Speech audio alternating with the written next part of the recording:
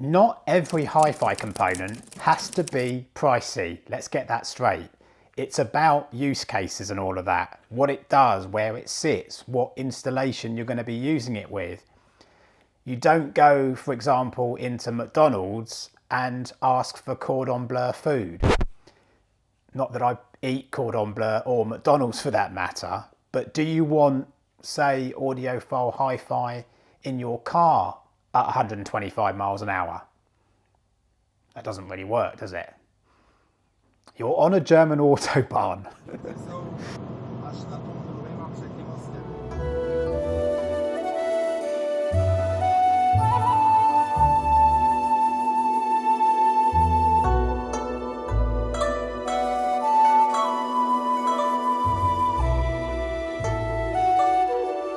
So I actually bought this Zen DAC for use when I'm doing video editing because I didn't want to use my more expensive RME DAC to do the same job, which actually has a screw loose. I don't mean it doesn't work. I took the screws out and I couldn't put them all back in the same spot. I don't really need a particularly flash DAC whilst I'm doing editing. So I've got mine connected to this Burson Funk headphone amplifier, and also it's a power amplifier for connecting up speakers. Careful how you say that, unlike that song by Giorgio Moroder, I Want to Funk With You. Certain parts of it sounds a little bit dodgy if you listen to it. But the whole point of this amp is to use with these Cambridge Audio Minx Min 22 speakers that I've got, and then you can also obviously plug headphones into the front of the Funk. It's not a massively expensive system. It doesn't need to be for video editing. And I like the idea that you can have a system that is just for music, cheap as chips. It serves the music and not, you know, you listen to the hi-fi rather than you listen to music, which is just a bane of being an audiophile in my view. Something that just totally does my head in. You're improving your system to make the music sound more real rather than trying to improve the hi-fi system to make the sound better, if that makes sense. Watch my video on DACs if you don't know what they are, but to keep the flow of this and for regulars, the Zen DAC version 2 is basically a DAC for desk and PC use or hi-fi use with outputs to an amplifier and also front headphone sockets, balanced and unbalanced. Quite obviously this is a DAC with a volume control, but you'll notice there's also an additional barrel type connector power socket for adding an additional power supply if you wanted to, but you don't have to because obviously USB carries its own power, and you can use the USB digital signal from your PC into the Zen DAC, carrying power and the digital signal, and it comes in this strange unusual socket which I haven't seen before, but it might be common to other products as well, I don't know, but it looks like a kind of USB-B socket stacked on top of a USB mini, which is presumably one carries the power and the other carries the signal. So if you're a newbie, RCA outputs at the back are essentially spitting out the analog from a DAC, because remember it's a digital to analog converter, and that's to go to your powered speakers or maybe your power amplifier like this Burson Funk.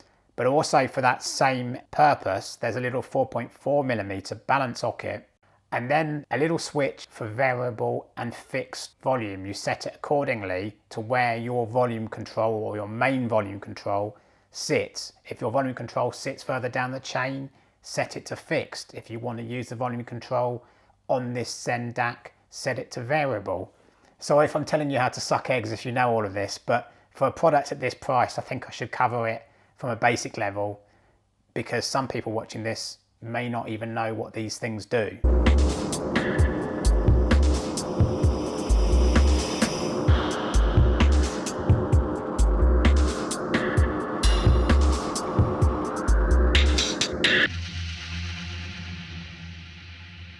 So this iFi can unfold MQA fully. So in other words, you can exploit Tidal Masters tracks in MQA. It can deal with DSD up to DSD 256 and PCM up to 384 kilohertz. These are essentially sample rates or quality rates to those people not in the know. And although we have this manual this is the manual. Considering the quality of this particular DAC and its price, it way outperforms PC audio gear and sounds absolutely fabulous. That was a British sitcom. I'm sorry, you're gonna have to take your seat. So I'm not going to get all audiophile and start saying it sounds this way over a MacBook or an iPhone and so on, because it's slightly boring and cliched and I don't want to do it that way. And also it's going to be dependent upon partnering gear that you use. But it's certainly the case with this Zen DAC that there isn't this level of elevated hash in the mid-range and a higher noise floor that's associated with PC sound quality when you plug in your headphones straight into your MacBook or your PC. That insidious level of slight airy hash in the mid-range, as I say. But this isn't the only DAC to sound good.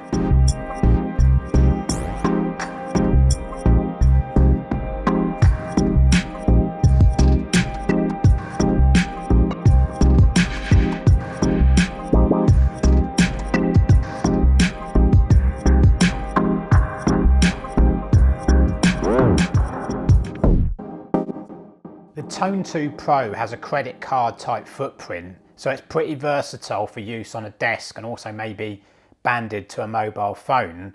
But going through the similarities to the iFi, both of them have a 4.4mm balanced jack and also an unbalanced headphone jack. In the case of the Khadas, a 3.5mm socket, and the iFi you've got a 1/4 inch, which is no biggie because you can obviously use an adapter. They also obviously both have a volume dial, which is pretty prominent, and they both fully unfold MQA. Also, you can use the power supply from a Windows PC, a MacBook or a Mac or Android phone into the Khadas audio, rather than having to use a power supply, a separate power supply, and you go into the digital USB-C input that it has. If you use an iPhone, then you actually have to hook up another power supply to the socket marked as I2S. I'm not sure whether this stands for I2S, but essentially it's a USB-C socket that takes another power supply, maybe of a linear type, to improve the sound, and that's regardless of whether you're using an iPhone or not. But it's something to do with the fact that the iPhone adapters can't pass on power through the other USB-C connection, hence why you need to use another power supply. Just to reiterate, this iFi as well has a power socket, as I said, which you can use to add a linear power supply, but it doesn't have a power adapter in the box, which is slightly unusual. I'm not going to call it a power brick because that's a really pretentious term that I hate in hi-fi. It's a power adapter. But also I should say that so far as the Khadas is concerned, you can use a Bluetooth adapter on its I2S USB socket. So whilst the iFi has a balanced rear socket for connecting up to powered speakers or whatnot, as well as its RCA outputs, the RCA outputs of the Tone 2 Pro are actually balanced. So you're actually thinking, well, how? Well, as well as being sort of backwards compatible to RCA, the Khadas's RCA sockets actually have 2 signal connections and 1 ground, because there's a central connection as well. So you can preserve the balanced signaling from the RCA sockets to your balanced amplifier or balanced powered speakers. You just buy, in that regard, Khadas's own RCA balanced to XLR balanced cable to do that. But one of the ace card features of the Khadas audio over the iFi is that it has an additional coaxial digital input. But another nice feature is this volume dial and kind of haptic button presses of it to change LEDs to show things like sample rate, DSD and PCM, but also filter settings, input, and to change the gain. When I do my reviews, I tend to watch all the other reviews and read all the other reviews before I make my video and after I've come to my own views about a product. And I did that in this instance and found one review that said that the lighting, button presses, wheel turns that I've been talking about to get to all the different settings were actually quite confusing. But I have to disagree with that, because if you're patient and you follow the manual, it's actually very intuitive, like some of the Cord electronics products with their lighting indicators.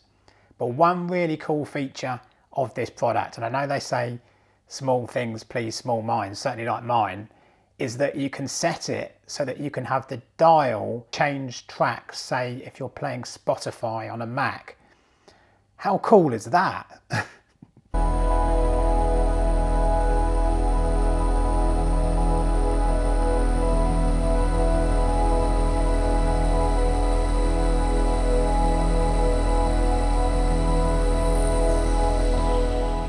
Khadas say that you can use the 3.5mm unbalanced connection with headphones up to 150 ohms and the 4.4mm balanced connection headphones up to 300 ohms.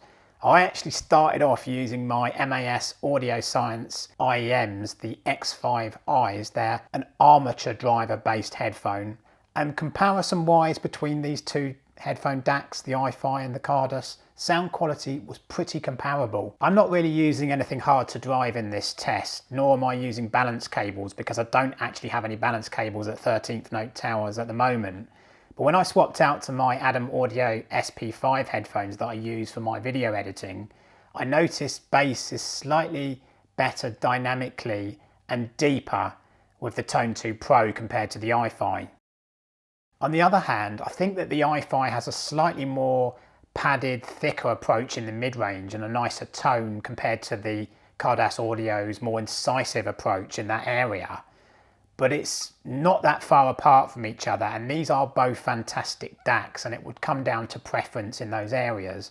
Obviously they don't have like Cord Mojo 2 quality, but then they're not in Cord Mojo 2 price territory, but they do fit their price brackets pretty well.